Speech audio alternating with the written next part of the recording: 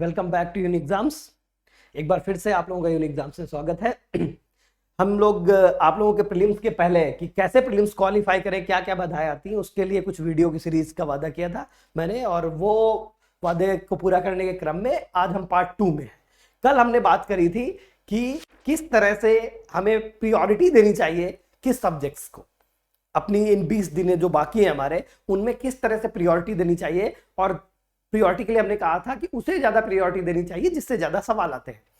आज हम बात करेंगे इसके अलावा, प्रियोरिटी देने के अलावा और क्या बाधा है। एक बहुत बड़ी बाधा यह है कि अंतिम जब समय आता है तो कुछ लोग हैरान हो जाते हैं, परेशान बिल्कुल, और यह परेशानी उनकी पूरे साल की पढ़ाई को बिल्कुल व्यर्थ कर देती है। क्योंकि जैसे जैसे एग्जाम नियर आता है उनका नींद आना बंद, उनकी सोचने की क्षमता कम, और एग्जाम हॉल जाते जाते उनका काम तमाम हो जाता है।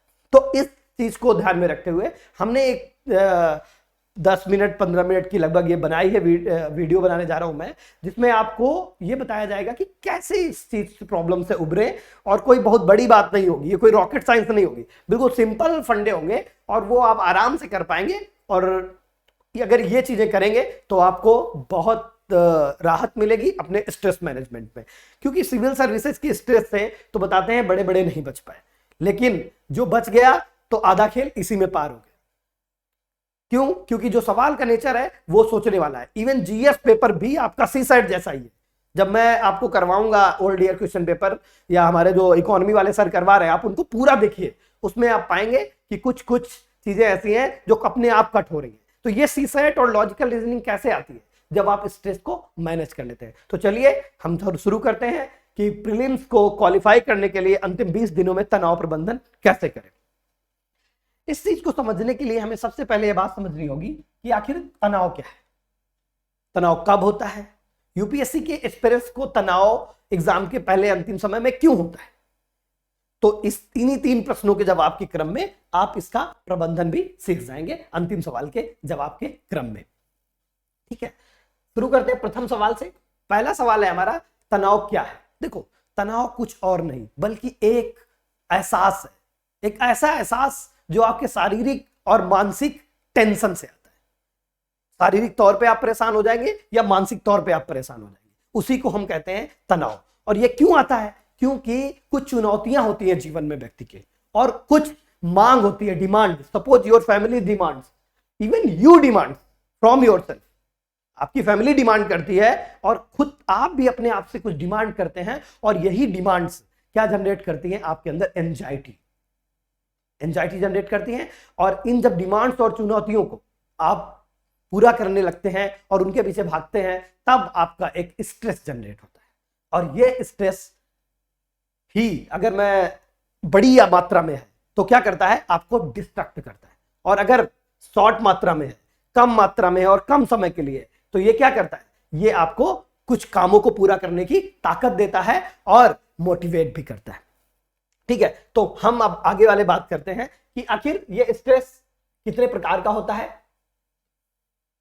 देखिए, तनाव होता है जब असंतुलन हो जाता है, चुनौतियां जो हैं आपके सामने, डिमांड्स जो हैं आपके सामने, और आपके सामने जो रिसोर्स है, जिस संसाधनों से आप इन डिमांड्स को पूरा कर सकें, अब वो संसाधन जनरेट होते हैं। आगे आप देखेंगे कि किस किस तरह के तनाव और किस किस तरह के संसाधन। ठीक है, तो अगर इंबैलेंस है आपके किसमें, चैलेंजेस में और आपकी चैलेंजेस में और आपके रिसोर्सेज में, तो अगर ये असंतुलन है तो आप तनाव में चले जाएंगे। अगर ये असंतुलन नहीं है, संतुलन की स्थिति में है, तो आप तनाव में नहीं जाएंगे। देखिए, अब जैसे तनाव हुआ आपको, अब इसमें दो तरह का रिएक्शन हो सकता है। रिएक्शन कहते हैं कि ये तनाव नहीं है जो हमें परेशान करता है, बल्कि उस तनाव का, उस स्ट्रेस के प्रति जो हमारा रिएक्शन है, वो बेसिकली ज्यादा प्रॉब्लम वाला होता है। जब हम रिएक्ट करते हैं डिस्प्रोपोर्शनेट मैनर में, असंतुलित रूप में, तो उसको कहते हैं डिस्ट्रेस। स्ट्रेस का ही एक पार्ट है डिस्ट्रेस, तो वो क्या लाता है? निगेटिव स्ट्रेस या नकारात्मक तनाव।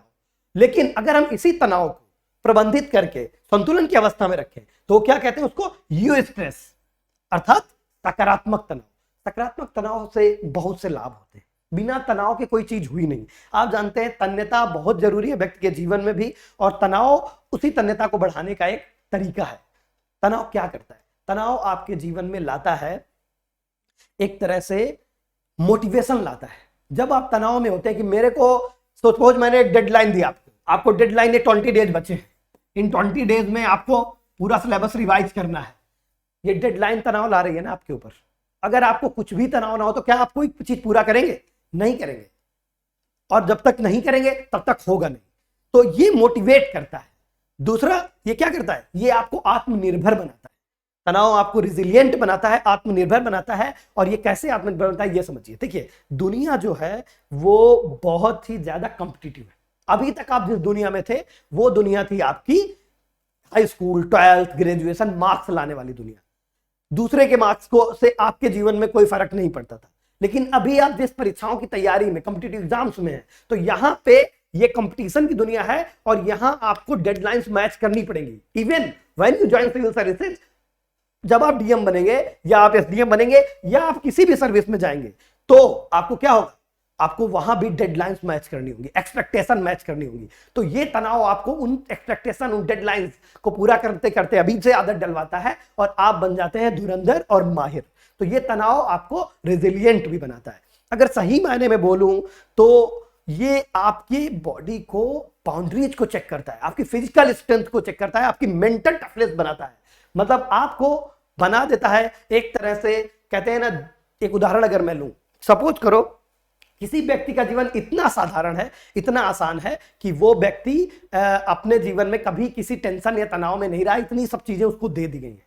लेकिन जब वो रियल टाइम कंपटीशन में आता है तो क्या झेल पाएगा? नहीं। अगर तनाव को प्रबंधन करना नहीं सीख पाया, और प्रबंधित करना तब सीखेगा जब वो पहले उस तनाव को झेला। ठीक है, तो एक अगर लाइन में है, सिंगल नटसेल में बोलूं मैं, तो सम करूं इस बात को, तो मैं कहूंगा कि जो स्ट्रेस है is a part of meaningful life.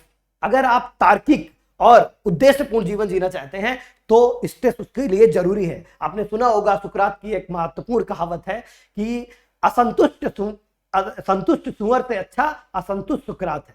अर्थात जो लोग सोचते हैं वो असंतुष्ट थोड़ा रहते हैं और थोड़ा क्या टेंशन में रहते हैं। तो इसलिए टेंशन अति आवश्यक है, अगर सही मात्रा में, सही दिशा में दी जाए तो। अब चलते हैं हम टेंशन के अगले पार्ट में कि यूपीएससी के स्टूडेंट्स को तनाव के पहले अंतिम समय में, एग्जाम के पहले अंतिम समय में तनाव क्यों होता है और इसका प्रबंधन कैसे हो। मैंने जो समझा है एग्जाम को, उसमें बेसिकली 6 चीजें हैं, वो 6 कारण है जिससे कोई भी एस्पिरेंट परेशान हो जाता है। पहला कारण है स्टडीज में कमी। सबसे बेसिक कारण है हमारा कि हमारी स्टडीज में जब पुख्ता नहीं होती है, थोड़ा कमी होती है, तो भी हम तनाव में आ जाते हैं। ठीक है, अब स्टडीज में कमी की बात मैं पिछली बार क्लास में कर चुका हूं। स्टडीज में कमी 2 तरह से होती है। अगर हमने हायरार्की नहीं बनाई है तो भी हम सब विषय को बराबर वेटेज देते हैं, इसलिए भी स्टडीज हमारी अधूरी सी लगती हैं। लेकिन अगर हमने हायरार्की बनाई है तो हमें पता है कि मेरा इकोनॉमी, पॉलिटी और एनवायरनमेंट होते ही मैं 50% सिलेबस पार कर गया। उसी में अगर मॉडर्न हिस्ट्री हो गई तो मैं 60% सिलेबस पार कर गया। अदरवाइज हम तो आधे टाइम इसी में परेशान रहते हैं कि कैसे ये हो। तो आप यहां अगर हायरार्की बना ले और इस हायरार्की से पढ़ें तो आपको टेंशन नहीं हो। जैसे जैसे टॉपिक खत्म होंगे वैसे वैसे कॉन्फिडेंस आएगा। ठीक है, भले 3 ही टॉपिक खत्म हुए लेकिन 50% से ज्यादा सिलेबस खत्म हो गया। ठीक, अब उसके बाद क्या आता है? उसके बाद आता है किसी अन्य व्यक्ति की वजह से। देखिए, ये बहुत महत्वपूर्ण पहलू है। कुछ लोग कहेंगे सर को बड़ा अनुभव है, ऐसा कमेंट्स में लिखते हैं लोग। लेकिन आप जानते हैं कभी ऐसा होता है, अमुख व्यक्ति कोई आपके जीवन में होता है और परीक्षा के समय ही वो व्यक्ति आपको परेशान करता है जाने अनजाने में। वो व्यक्ति आपकी प्रेमी हो सकते हैं, प्रेमी हो सकती है, प्रेमी हो सकता है और प्रेमिका हो सकती है। वो व्यक्ति कोई और व्यक्ति भी हो सकता है, आपका मित्र हो सकता है। तो ऐसे जो पल आए तो आप अपने ब्रेन को 2 तरह से काम कराइए कि जिस बिग कंपटीशन के लिए आप जा रहे हैं ना, उसके सामने ये सब बातें बहुत बौनी है। आप अगर सिविल सर्विस क्वालिफाई होते हैं, इवन क्वालिफाई केवल मैं बोल रहा हूं, प्रॉपर आईएएस मिल जाता है आपको, तब तो कोई बात ही नहीं है। तभी भी आप लैडर चेंज करते हैं इंडियन सोसाइटी में और आप इतने सिग्निफिकेंट रोल अदा कर सकते हैं, जीवन बदल सकते हैं लोगों का। तो इस तरह से अगर आप सोचेंगे कि मेरे जो लक्ष्य हैं, लक्ष्य आपका अगर क्लियर रहेगा तो आपको कोई दूसरा व्यक्ति नहीं प्रभावित कर पाएगा। ये एक वजह है। दूसरी वजह क्या है? लाइफ स्टाइल की वजह से भी हम परेशान होते हैं। लाइफ स्टाइल, सोने जगने का टाइम, सोने जगने का टाइम बहुत जरूरी है। जैसे अभी से आपको क्या करना चाहिए, अभी से आपको जो प्रैक्टिस करनी चाहिए वो ऐसी होनी चाहिए कि 9:30 से अगर प्रीलिम्स का पेपर स्टार्ट होता है सुबह AM और शाम में 2:30 से आपका पेपर स्टार्ट होता है, तो आपको 9:30 से और 2:30 से ही टेस्ट सीरीज ऑप्ट करनी चाहिए रोज। एटलीस्ट एक GS का पेपर और एक किसका पेपर, एक आपको सीसैट का पेपर। अगर ये आप 20 दिन कर लेते हैं, 20 दिन भी नहीं, 15 दिन 10 दिन भी कर लेते हैं, तो भी आप उस कंडीशन में आ जाते हैं। आपको पता है कि लाइफ स्टाइल जो एक होती है बायोलॉजिकल साइकिल, उसको उसके लिए नोबेल प्राइज दिया गया था, है ना, दिया गया था ना, बायोलॉजिकल साइकिल पे रिसर्च को। तो ये कितनी महत्वपूर्ण चीज है। तो आज अभी से मैं आपको बताऊं 3-4 सवाल आपके केवल इस बात से बढ़ जाएंगे कि आप इस पैटर्न को फॉलो करें और टाइम पे सोएंगे। जब इस पैटर्न को फॉलो करेंगे तो आपको सुबह जल्दी उठना होगा, क्योंकि आपको टेस्ट अटेम्प्ट करना है, जब भी टेस्ट देना है। और दोपहर में भी आप सोएंगे नहीं, फिर आप दोपहर के बाद भी टेस्ट अटेम्प्ट करेंगे। अगर 10 दिन भी ये टेस्ट अटेम्प्ट कर लिया, इवन 5 डेज भी आपने टेस्ट अटेम्प्ट कर लिया, तो मैं बता रहा हूं आप सीसैट में नहीं फेल होंगे। फर्स्ट थिंग, सीसैट में ज्यादातर लोग इसी वजह से फेल होते हैं। इस गैप में प्रॉब्लम, हम अब बात करेंगे इस गैप में क्या करना चाहिए, ठीक है। तो लाइफ स्टाइल आप बदलिए, रात में सोइए, कम से कम अब शुरू कर दीजिए एग्जाम के पहले। अगला जो बिंदु है, तुलना करते हैं। हम क्या करते हैं, कंपैरिजन करते हैं। कंपैरिजन, देखिए तुलना हमेशा बराबर में होती है। कई बार आपको कुछ लोग आएंगे, आपके सामने बड़ी बड़ी बातें छोड़ेंगे, मेरे को ये याद है, मेरे को वो याद है, फिर आप तुलना करेंगे मेरे को याद है कि नहीं। और जब आप पाएंगे अरे मुझे तो ये नहीं आता, वो नहीं आता, इससे कभी कंपेयर मत करिए। क्यों? क्योंकि हर व्यक्ति का हो सकता है वो व्यक्ति आपको वो बात बता रहा हो जो उसका फोर्टे हो। मैंने क्या बताया, आपका सिलेक्शन 50% सवालों से हो रहा है, ना कि 100%। तो आप इस बात को समझ लीजिए कि ये तुलना ठीक बात नहीं है, ठीक, क्योंकि उसकी तैयारी कुछ भी हो सकती है, उसका ऑप्शनल कुछ भी हो सकता है, और वो कोई बेहुदा सवाल भी पूछ सकता है। अगला है ओवर थिंकिंग। ओवर थिंकिंग हम ये करते हैं ना कि पता नहीं पेपर में क्या आएगा। देखो ओल्ड ईयर सवाल हम इसीलिए करवा रहे हैं कि पेपर में कठिन चीजें नहीं आती, पेपर में आती हैं सरल साधारण चीजें, लेकिन कॉन्सेप्चुअल क्लैरिटी होनी चाहिए। तो अगर आप उस फ्रेम से बात करेंगे तो ओवर थिंकिंग की जरूरत ही नहीं है। क्यों? क्योंकि अब जो आपके पास है उसको आप बदल सकते हैं, लेकिन जो आपके पास नहीं है उसको नहीं कर सकते। कुछ क्या मतलब है, जो आपके रिगार्ड में कई लोग सोचते हैं हिंदी मीडियम में ट्रांसलेशन कैसा होगा, ये सब सोचने की बात नहीं है। आप अंग्रेजी थोड़ा थोड़ा पढ़ना सीखे ही हैं, आप दोनों ट्रांसलेशन देख लीजिए, ठीक है। एक आध सवाल में ऐसी बात आती है, सब में तो आती नहीं है। तो ये हो गया। तीसरा हो गया, इस साल अभी 1-2 सालों में ये एक बहुत बड़ी प्रॉब्लम बनी। इसके लिए बहुत बढ़िया तरीका है इससे निपटने का, सोशल बॉन्डिंग। स्ट्रेस क्या करता है, सोशल बॉन्डिंग करता है। जब आप स्ट्रेस लेते हैं तो आप अपने मित्रों से भी मिलते हैं, और ये सोशल बॉन्डिंग, तो मित्रों से मिलते रहिए और बात करते रहिए। कुछ ऐसे मित्र बना लीजिए जो आपको लाइक माइंडेड हो और आपके साथ काम करने के लिए तैयार हो। फर्स्ट, अंतिम और सबसे महत्वपूर्ण बात मैं बताऊं आपको इसमें क्या है प्रबंधन में, कि सबसे पहले ये जान लीजिए स्ट्रेस सबको होता है, और जो सबको होता है वो सामान्य चीज है। आधे बच्चे केवल इस बात में परेशान है कि स्ट्रेस उन्हीं को केवल हो रहा है। नो, स्ट्रेस किसी को भी होता है, सबको होता है। तो सबसे पहले जान लीजिए जो सबको होता है ये बहुत साधारण बात है, इतना मात्रा में स्ट्रेस होगा ही क्योंकि एक बड़ी चीज के लिए आप निकले, ठीक है। तो आज मैं आपको, अगर इन चीजों को आप फॉलो करेंगे, लाइफ स्टाइल वाले पे विशेष ध्यान दें, ठीक है। स्टडीज में कमी में हायरार्की बना लें, ये भी निपट सकते हैं आप कि पहले क्या पढ़ना है, उससे कॉन्फिडेंस आएगा, स्ट्रेस दूर होगा, ठीक है। तो इसलिए अभी थैंक यू सो मच। और मैं बता दूं कि स्ट्रेस को दूर करने के लिए एक कोट मैंने यहां पे लिखी हुई है, the greatest weapon against stress is our ability to choose one thought over another. जब ओवर थिंकिंग हो तो आप देखिए कि आपको क्या चुनना चाहिए। 2-3 तरह के विचार आते हैं व्यक्ति के पास, उनमें से आप डिसाइड करिए जो बेटर विचार लगे उसको चुनिए। और बड़े काम को करने में तनाव होता है, ये एक सामान्य बात है और सबको होता है। इवन टॉपर्स मैं बताऊं, हम लोगों के खुद मार्क्स 150 मार्क्स आए प्रीलिम्स में। इवन लास्ट ईयर भी जीएस में 117 मार्क्स के आसपास आ रहा था, किया है कि ओरिजिनल तुझे पता चलेगा।